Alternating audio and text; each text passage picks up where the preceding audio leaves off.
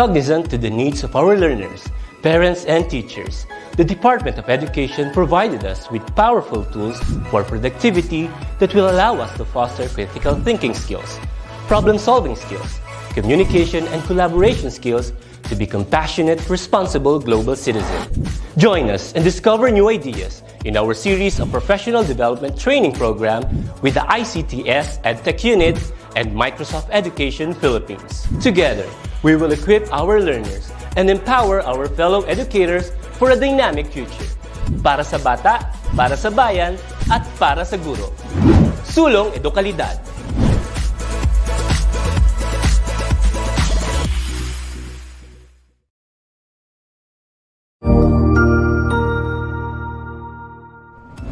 Magandang araw, Sir Wilbur po, at your service. Narito ang ETUlay upang gabayan ka sa inyong pag-aaral upang lubos na maunawaan ang iba't ibang paksa o subject. Ang ETUlay ay isang free online tutorial class na pinangungunahan ng ICTS Educational Technology Unit sa pamumuno ni Undersecretary Elaine Del P. Pascua. Ang programang ito ay hindi lamang para sa mga bata, kundi ito rin ay magsisilbing gabay sa mga magulang at mga guro kung paano nila ituturo o gagabayan sa bawat asignatura ang kanilang mga anak o mga estudyante. Sa kasalukuyan, ang self-learning module mula sa rehiyon ng Calabarzon at kilala sa tawag na Pivot ang ginagamit sa ating ETUlay online class. Kaya ano pang hinihintay ninyo? Ihanda na ang inyong mga ballpen o lapis, papel o kwaderno at samahan kaming itulay ang pagkatuto para sa bawat batang Pilipino. Sama-sama tayong magtutulungan para malampasan ang mga hamon sa panahong ito. Halina't matuto kasama ang inyong online tutor sa oras na ito.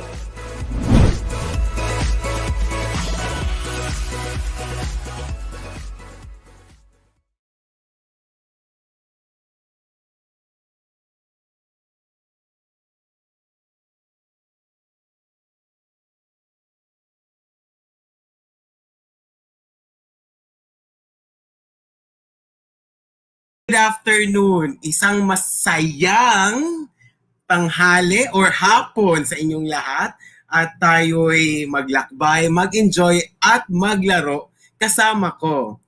Okay, so sa mga hindi pa nakakilala sa akin, ako nga pala ang inyong bibang-bibang tutor Roger at masayahin at maliksi para sa siyensya. Hello po sa inyo. Okay, babatiin ko muna ang pinakaunang estudyante na bumati dito sa ETUlay online tutorial. Hello, Gabriel Kerubin. Yan, pakaliksi naman. At saka hello din kay Tutor Jessica. Hello sis, magandang hapon sa'yo. Yan. Ayun, so ngayong hapon na ito, ay pag-aaralan natin ang heat transfer ng Science Grade 7, Quarter 3, Week 6. Wow! So we thank God for the sustainability, the strength to continue our journey in science for Quarter 3.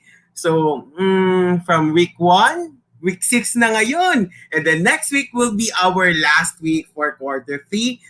At sabay-sabay nating buksan ang Quarter 4 sa next week. Hello. Okay. Sige, hello. Hello, Ma'am Nel Lea. Good afternoon po. Watching Luke Peril Manosa, Grade 7.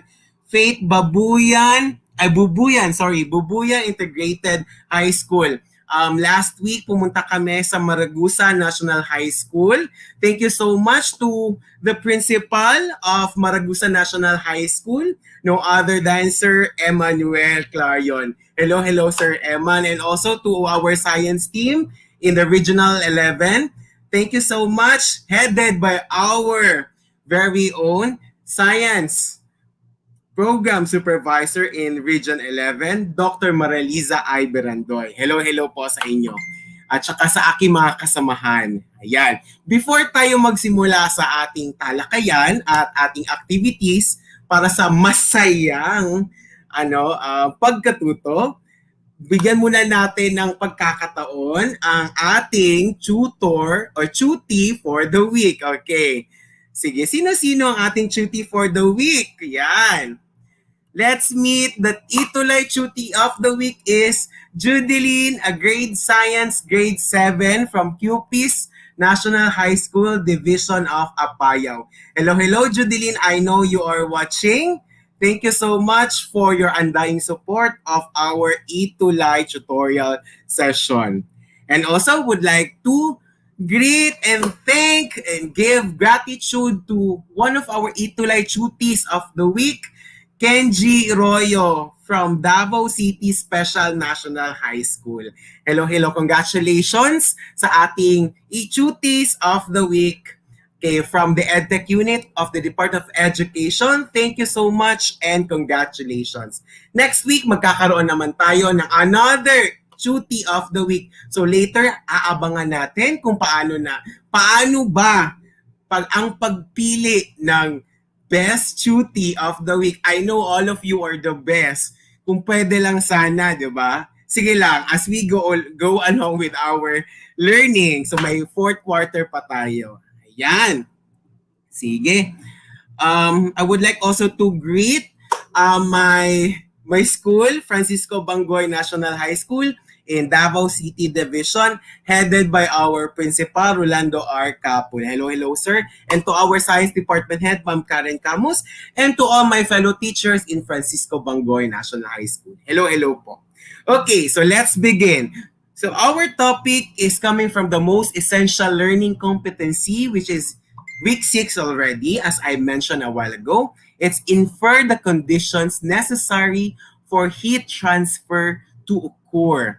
Yan. So we will be talking about heat and transfer. Ayan. Paano kaya? Diba? Sige. And we have 3 objectives. Yes. We have the 3 objectives for this week. And for the day, we have to describe heat, to identify the different methods of heat transfer, and to infer the conditions necessary for heat transfer to happen. So those are the objectives that we are going to meet along the way of our session. Okay? Sige. But before that, I'm going to ask you if you are ready. Yan. I know all our tuties are all ready, together with their parents, their teachers, and some of other tutors who are always supporting me in this ETUlay tutorial session. Ready na po ba tayong lahat? Ayun. Yan, sabi ni Untitled Iglio. My name is Untitled Iglio, grade 7 students from QP's National High School, Northern Corner, District Division of Apayao. Hello. And ready na rin si Elovinos Abagat. Hello. And also, Marilu Gonzalez Natanuan. Hello po sa inyo. Okay. So, ready na po ba tayong lahat? Okay. So, before we begin, let's have our pre-test. Okay? Just to measure how far you've learned about the transfer of heat. Okay? So, just choose the letter of your choice. And then, don't forget to write the number so that I could able to know kung saan dyan ang inyong sagot. Okay, so let's read number 1. A lifeguard feels hot on a bright Sunday day at the beach. Which of the following methods of heat transfer is being described? Okay, A, conduction, B, convection, C, radiation, letter D, insulation. Okay, what's the answer? So while waiting for your answers, I would like to hi Ronald Apau from the Tagum National High School. Hello, Ronald. You are watching. Keep watching. Thank you so much.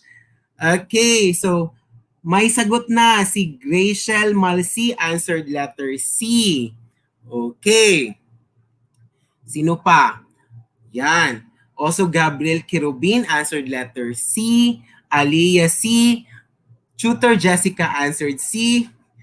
Ashley C. So the correct answer, it's letter C. Wow! Palakpakan! Yay!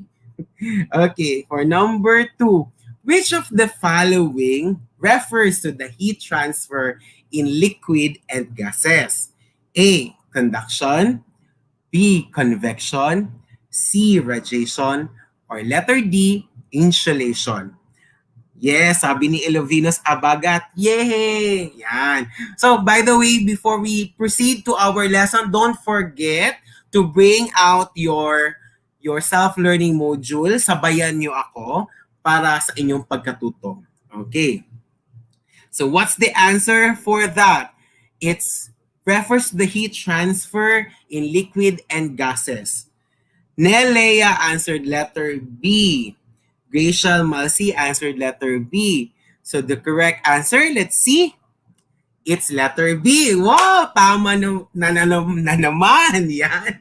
Maraming salamat sa pagsagot. Tutor Jessica also answered letter B. So all of your answers are correct. Number 3.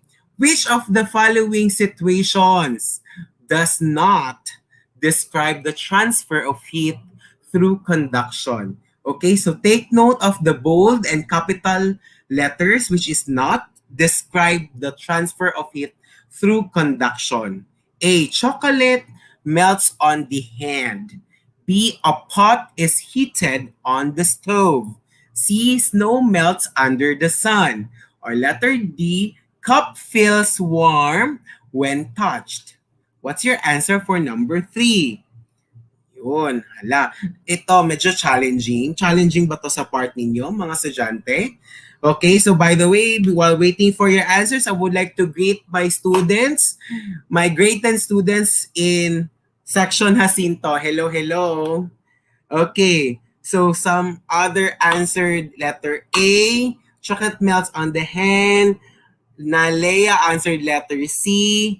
Okay, so which is which? Is it A or letter C? Take note, it's not describe the transfer of heat through conduction. Okay? Some answered letter A, marami ang letter A, may nag-answer din na letter D. So, iba-iba ang sagot ninyo. So, the correct answer is letter C. Snow melts under the sun. Yes. So, tama si Nelea. Yeah, at saka si Kurt Christian L. Gilling rather. Okay, so we will going to discuss bakit kaya letter C, snow melts under the sun. Bakit hindi letter A, which is chocolate melts on the hand. Yan. Take note ha, not describe the transfer of heat through conduction. Okay. Next, what type of energy moves from a hotter to cooler object? A. Heat. B. Potential. C. Wind. D. Water. Okay, anyone? Is it heat, potential, wind, or water? Okay. Yes. The correct answer for that, for number 4, it's letter A. Heat. Medyo bilis-bilisan natin ng konti. Okay, number 5. Which of the following objects is not a good conductor of heat? Again, it's not a good conductor of heat. A. Silver spoon. B. Gold necklace. C. Copper wire. Or letter D. Rubber. Okay, so the correct answer for number 5, it's letter, yes, correct Nelea. It's letter D, rubber. Wow, thank you so much. Hello, Ma'am Julianne Rodriguez, watching and listening from Pangal Sur High School. Hello, hello. And also would like to greet the division of Davao City and the division of Davao de Oro, and to all the divisions in the Philippines. Okay, sige. Now, before we proceed to our main topic, let's have first the motivation. I would like you to watch this short video clip and then reflect what are these things connected with the heat transfer. Okay, by the way, before we proceed, sino na dito ang nakapag-try ng mag-init ng tubig? Yun, sabi ng mama nyo na, nak, painitin nyo muna yung tubig kasi maliligo ako. Or nak, mag-init ka muna ng tubig kasi kailangan ng kape. Gusto ko magkape. 'Di ba? 'Di ba pag kayo'y nag-iinit ng tubig, kailangan ng supervision ng inyong mga magulang, 'di ba? Para baka maano kayo sa pag on and off ng gasol o hindi kaya paggamit ng kahoy. Yan. Sabi ni Elovinos Abagat, okay, yes, nakagawa ka ng how to boil water. Okay, dito, mapapanood natin on how to boil water and how this boiling of water be connected with our topic, which is the heat transfer. Okay, so I prepared the video clip and please watch this.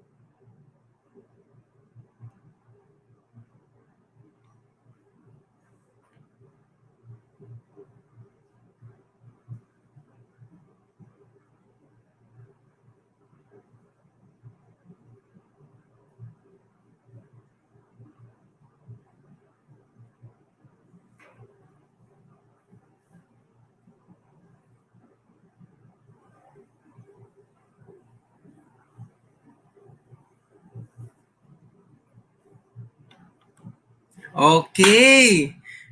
Okay, so napanood nyo ba ang video? It's a very short video about how to boil water. So nakita nyo yung bata, actually yun yung kapatid ko at nanay ko. Yun. Yung kapatid ko is, she let my mom, inon yung tawag nito, yung gasoline. Gasoline, pero yung tawag, basta yun. Yun, di ba? Anyways, so ano ang napansin nyo sa video? Anong kailangan para maboil ang water?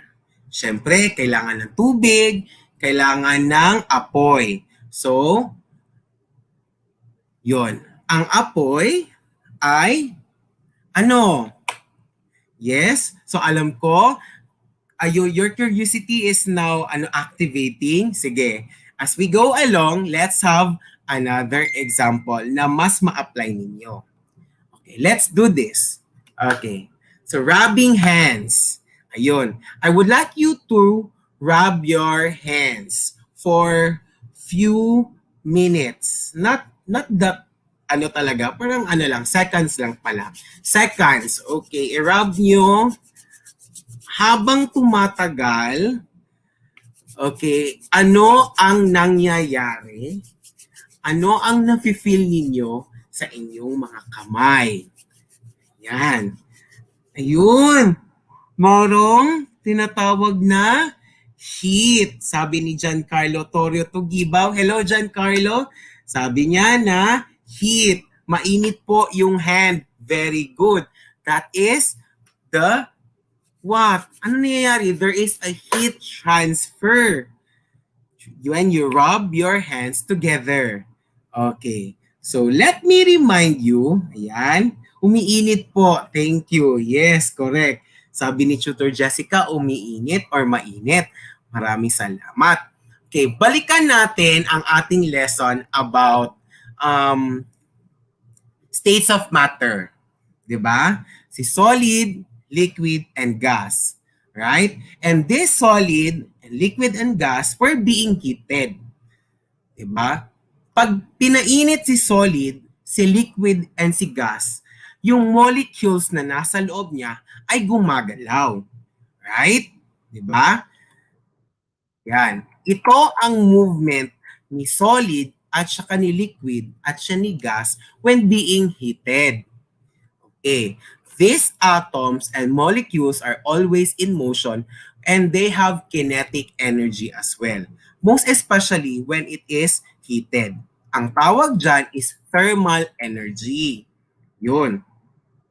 Thermal energy refers to an energy that possessed by an object or system due to the movement of particles within the object or the system.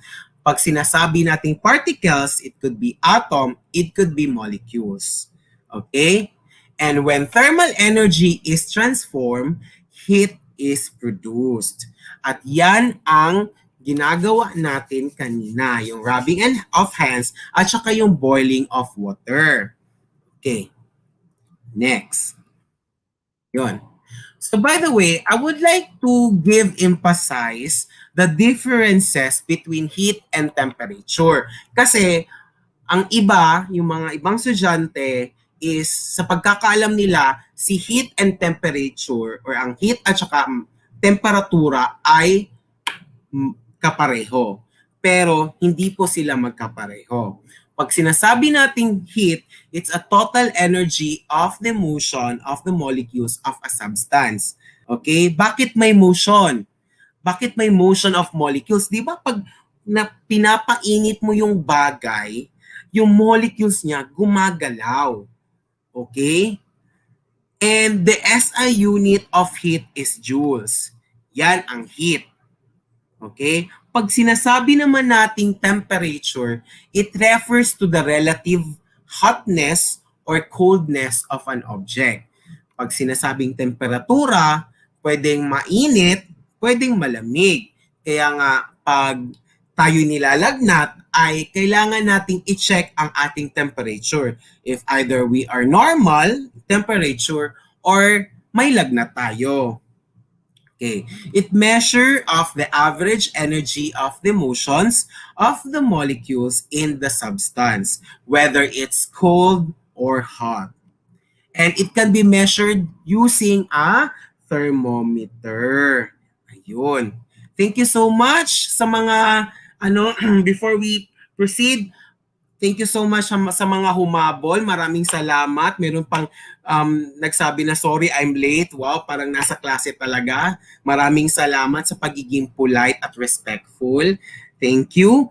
At it measures, the SI unit for that is Celsius. Yan. Yun. Okay, so magkaiba si heat at saka si temperature. Pero si temperature, parte niya ay heat din. Yun. So let's go to heat. Yun. Flow of thermal energy and the energy that's transferred from a body with a higher temperature to a body with a lower temperature. And that is what we call the heat flow. So nakita nyo yung first video na nakita ninyo is that, di ba, there is a flow of energy or the flow of heat or heat transfer from the fire going to the pan or yung kaldero to the water and then nagbo-boil na siya. Okay, sige. Heat is the transfer of energy, or should I say heat transfer, is due to the temperature difference. Okay. Yun. Heat temperature, or rather, heat transfer is being shown or felt when there is a hot substance going to a cold substance. Yan. 'Di ba? Pag hinawakan mo yung mainit na kape, is mainit siya. Nafi-feel mo na mainit siya kasi yung kamay mo, ang mainit na tubig na galing sa kape or nagaling sa substance ay pumupunta sa katawan mo. And that's what we call heat transfer. Okay. So from higher temperature going to lower temperature. Okay? Sige. Yan. And it is what we call a natural flow. Ano kaya mga halimbawa sa bahay ninyo na ginagawa nyo, hindi naman parate, pero napapansin nyo na may heat transfer?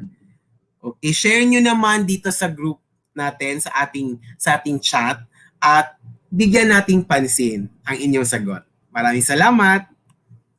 Okay? Yun. Okay. So, this is the meaning of heat transfer. Heat flows from an object with higher temperature, as what I've said a while ago, to an object with lower temperature or cold. As long as there is a difference in temperature, there is heat transfer. Okay? Take note of that. The fast-moving molecules will collide with the slowing molecules or slow-moving molecules. Saan galing itong fast-moving molecules? Ito yung nanggaling sila sa heat and then going to the slow-moving molecules which are the cold substance, which means that the fast-moving molecules give off the energy to the slower ones. There is release and absorption of heat until both objects will achieve same temperature. So meaning, wala nang heat transfer na magaganap kung magkapareho na sila ng temperatura, which is mainit. Okay? Ayun. Sabi ni Giancarlo Toro Tugibo, yung bubong, yes, tama. May heat transfer sa bubong. Pero alamin natin kung anong halimbawa ng heat transfer ang nasa bubong ninyo. Giancarlo Toro Tugibo. Tama yung example. Sige. There are 3 kinds or ways to transfer heat. And what are those? Yan. Hello. Yan. First is the conduction. So what is conduction? Conduction is the transfer of heat energy for objects that are in contact. Ayan. So this is the example of a conduction type of heat transfer. Sabi ni Ma'am Jessica, Tutor Jessica, may heat transfer din ba sa plancha? Okay, very good. Tama. May heat transfer sa plancha. Okay, alamin natin kung saang type of transfer of heat siya. Is it conduction or convection? And the last one is the radiation. So alamin muna natin yan. Okay, convection. Convection is the transfer of heat energy in gases and in liquids. Ayan. Convection will happen if there is a heat energy transfer in gases and in liquids. Okay? Ito ang halimbawa niya. Yung mga kumukulo-kulo na, yun. Yung kumukulong tubig, yun ang halimbawa ng convection. Okay? At lastly is the radiation. Okay. Radiation is the transfer of energy does not need particles or medium to conduct heat. Hindi niya kailangan ng alimang gamit para mag-conduct ng heat. That's why radiation became the electromagnetic wave. Yun. So kung babalikan natin ang types of waves, there are called the mechanical wave and the electromagnetic wave.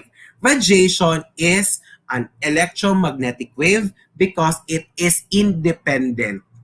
That could have or could produce wave, could produce heat without any medium or things. Yun. Yan. Yung singaw, yun siya, ang radiation. Okay, so babalikan natin ang tanong ni Ma'am Jessica. May heat transfer din ba sa plancha? Of course, it has. Pero kung saang heat transfer siya, is it conduction, convection, or radiation? Okay, obviously, it is from conduction. Yun. Okay? Kasi, di ba, heat energy for objects that are in contact. Yun. Sabi ni Julia Rich Rodriguez, charger po, habang nagtatagal, umiinit. Okay, tama. Yan, because of the electric current, di ba? Yan, sabi ni Cyrene Caspe, Sabi niya na it's conduction ang halimbawa ng pagpamlansya. Sabi ni Roxanne Eglio, back of refrigerator. Yun. Thank you so much. Okay. Yun. So this is, let's go to our discussion number, isa-isahin natin ha. First, conduction. Heat transfer through conduction happens when an object or substance is heated, which means there will be increase in temperature. Okay, the particles will gain more energy then passes to the object with the lower temperature. So look at the video kanina, di ba? Yan na parte ay halimbawa ng conduction. There is an exposure of direct fire going to a material which is the caldero or casserole. Diba? Social, casserole. Yun. Sabi ni Siren Caspe, direct contact to our body. Wow! Pwede. Going to our, kung may lagnat yung isang friend mo, tapos hinag mo siya, there is what we call the transfer of heat, kumbaga. Okay? Sabi din ni Stephanie Gitang, base gadgets din po. Okay. Umiinit. Tama. Okay? So these are the example of it's non-conductor or conductor of heat. So ang tinatawag dyan ay conductors and insulators. Yan. Sabi ni Julian Rodriguez, makina ng motor po, sir. Okay, very good. I think you are all learning. Meron kayong masishare talaga ng mga experience ninyo sa bahay ninyo or sa mga magulang ninyo or kung saan man kayo napupunta. Okay, so pag sinasabi nating conductors, these are the things that are objects that conduct or allow heat to flow. Yan. So ito yung pag hinawakan mo ay sobrang init. Yan. Diba? Pag sinasabi naman nating insulators, those are materials that are poor conductors of heat. Example, it could be yung kahoy, yung rubber, o di kaya yung basahan. That's why pag nagluluto kayo, nakikita niyo sa mama ninyo na gumagamit siya ng yung basahan para mahawakan yung kanyang yung pagluluto niya para hindi siya mapasok. Dahil clothes are insulators. Yan. So be careful of those materials, kids, na mga conductors kasi nakakapasok yan. Lalo yung mga metal, yung mga kahit mga iron, yun, so on and so forth. Okay? So, yun. Thank you for your active participation, students. Maraming salamat. Nakakataba naman ng puso ang inyong mga halimbawa. Ayun. Now, let's go to convection. Yan. Yan ang video na pinipare ko sa convection. Okay. Convection is the transfer of heat energy in gases and in liquids. It happens due to the movement of the molecules of a liquid or a gas. Yan. When these molecules are heated, they move upward from hotter area to cooler area. Okay, so nakita nyo, kumukulo-kulo. And that's it. And that is convection. Yan. Okay. Sige. Yun. So, what are those convection currents? If we say convection currents, when the hot water begins to rise from the bottom to the top of the kettle, the colder water on top will be replaced by the rising hot water where it will be heated and will rise as well. This will create circulation current. Yun. So, nakita ninyo kanina, okay, balik ko muna. Okay. Diba? Nakita nyo kanina na merong tinatawag na circulation current na nangyayari. sa casserole. Okay? Yan. So that is what we call convection. Okay. Sige. And the last but not the least is radiation. Radiation is the transfer of energy, does not need particles or medium to conduct heat. Therefore, no physical contact is required as compared to conduction and convection. Okay. This is the example of a thermal radiation or heat radiation coming from the sun and coming from the firewood, diba? And that's already a radiation. Okay. So, sabi ni Heat Baldov, o Baldove, heat transfer as the barista steams cold milk to make a hot cocoa, sir. Wow. And hello, Sir Ronald Apaw. Good afternoon, Sir Roger, watching here in Tagum City National High School with Sir Oliver L. Gumapa. Hello, Sir Oliver. Mabuhay po tayong lahat. Tagum-tagumpay. Yan. And hello to your Division Science Program Supervisor, Dr. Hanilyn A. Boyles. Hello po. Yan. Okay. Sabi ni Cyrene Caspe, yes, sunburn. One of the consequences if you are too much, what we call this, too much exposed of sunlight will cause sunburn. Yun. Thank you for your unlimited ideas. Thank you for helping me. Also for giving such a lot of examples. Ayun. I know that you are very excited and happy to have this lesson. Yun, sabi ni Giancarlo Torrio Tugibaw, it's electric fan rin, sir. Yes, diba? Okay, now let's have an activity. Yun. Actually, lahat ng mga appliances could have that eh. Diba? Kasi umiinit sila. Pero you have to be careful also in using appliances. Dapat hindi sobrang mainit. Baka umexceed na siya sa kanyang capacity at yun ang nangyayari ng kadalasan sa mga sunog at kahit ano. Kaya be careful in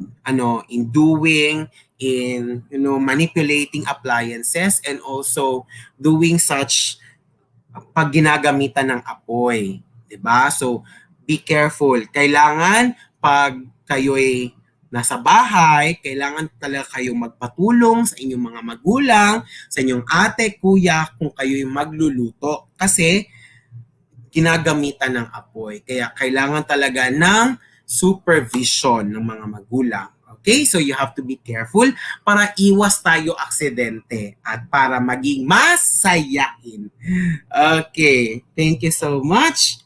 Yan, sabi ni Giancarlo, wow, gusto rin namin na matuto sa iyo, sir. Yan, of course, thank you so much.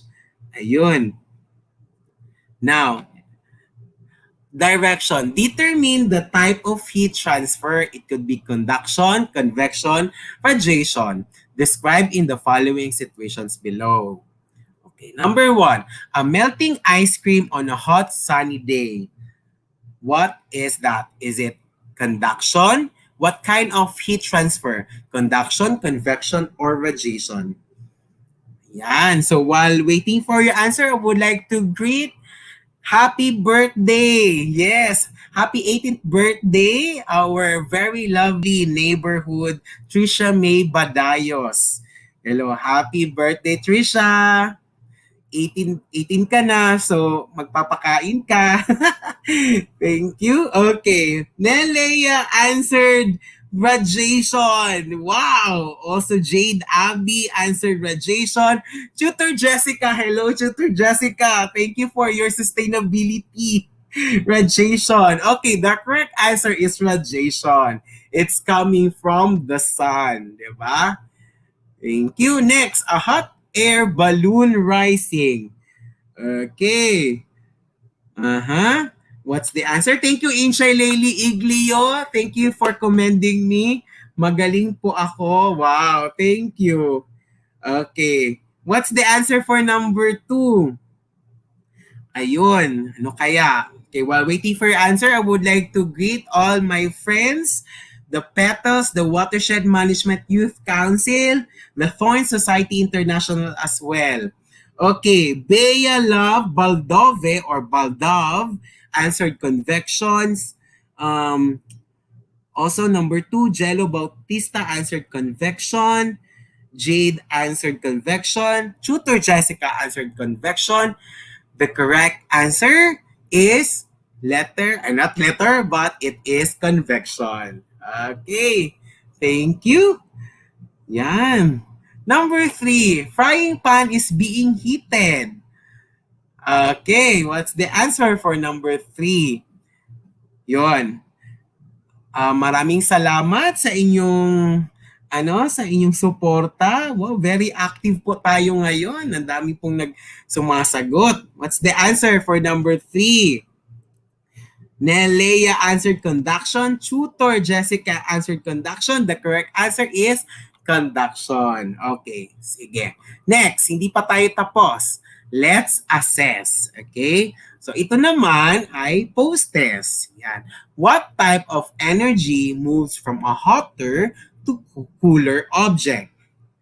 Is it heat, potential, wind, water? Okay, the correct answer for number 1 is, okay, sumasagot pa sila. Thank you so much. The correct answer for number 1, it's K. Renz Thomas answered heat. Of course, wala tayong ibang topic kundi heat. The correct answer is letter A, which is heat. Okay, next.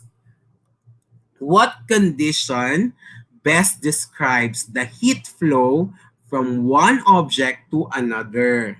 Yun. A. Heat flows between objects with different temperatures. B. Heat flows between objects with different structures. C. Heat flows between objects with different sizes. Or letter D, heat flows between objects with different textures. Ayun, so diba, a while ago, we differentiate what is heat and what is temperatures and how these heat and temperatures relate to each other. Okay, I think you got it right. Maraming salamat. Don't forget meron tayong pakulo, the best cutie of the week, and we will going to show the cutie of the week next week. Sige, later malalaman nyo kung paano. The correct answer is letter A. Yan. Next. Suppose you want to land the hot air balloon. What do you think is the best thing you do or the best thing for you to do? A, I need to heat up the balloon more. Kasi pababa na siya. Gusto nyo nang mag-land. B, I must add more fuel to the burner. C, I need to decrease the heat inside the balloon. Or letter D, I must put water inside the balloon. So what's the answer? Okay, the correct answer. Thank you so much, Bea. The correct answer, it's letter C. Thank you. Correct din si Renz Thomas and Giancarlo Todo Tugibao, Bea, Globedinic, Jello, Jade, and Chris Jefford. Okay, Chris Jefford, it's A. Its answer is letter C. Okay, thank you. Next, which of the following situations does not describe the transfer of heat through conduction? O, ito. So, saan dyan ang not describe the transfer of heat through conduction? A, chocolate melts on the hand. B, a pot is heated on the stove. C, snow melts under the sun. Or letter D, cup feels warm when touched. Okay, the correct answer. Yes, very good. All of your answers are correct. It's letter C. Ang galing-galing. Okay. Yun. I think that would be all. Thank you so much for all your answers. You are all correct. Now, we have this Batang Certified Science Viewer. Ikaw na ba yung hinahanap ko? Okay, so paano natin yun gagawin at pipiliin? Ayun.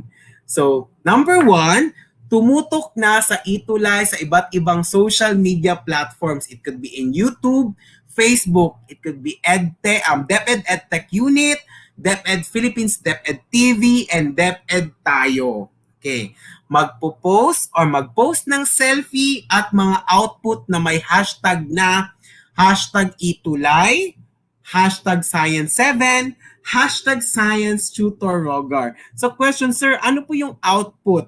Okay, pwede na yung ano yung natutunan ninyo? Ano yung mga mahalagang natutunan ninyo sa ating lesson about heat transfer? It could be kagandahang asal, it could be ano yung kailangan yung gawin bilang isang estudyante at bilang isang isang anak, 'di ba? Ayun. So, pwedeng i-post nyon at pwede din kayong mag-selfie together with this. Don't worry because pwede nyo po itong ulit-ulitin. Yan.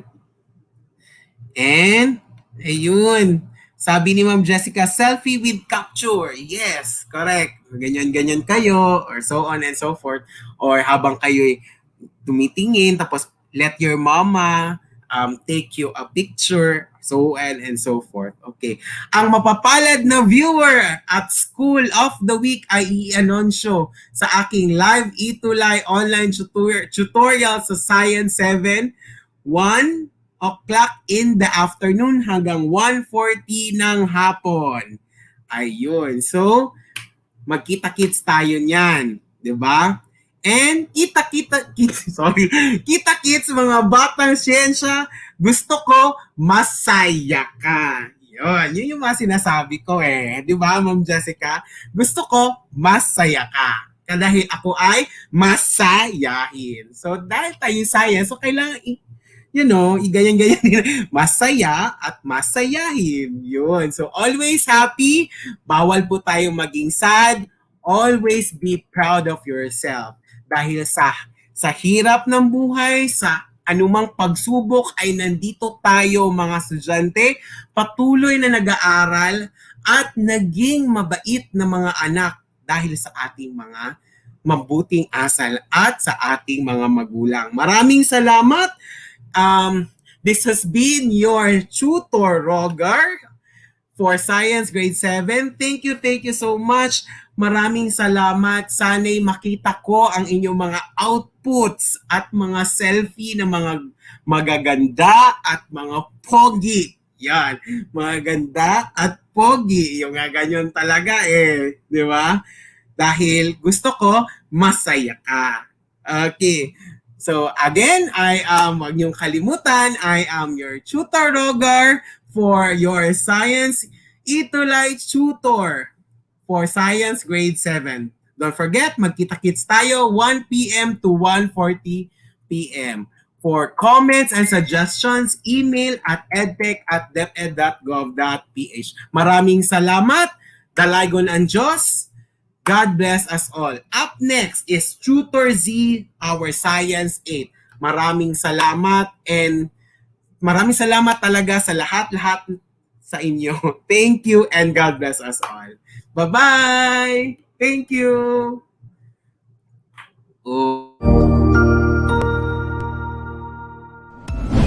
Sigurado ako na marami ka na namang natutuhan sa ating ETUlay tutorial session ngayong araw.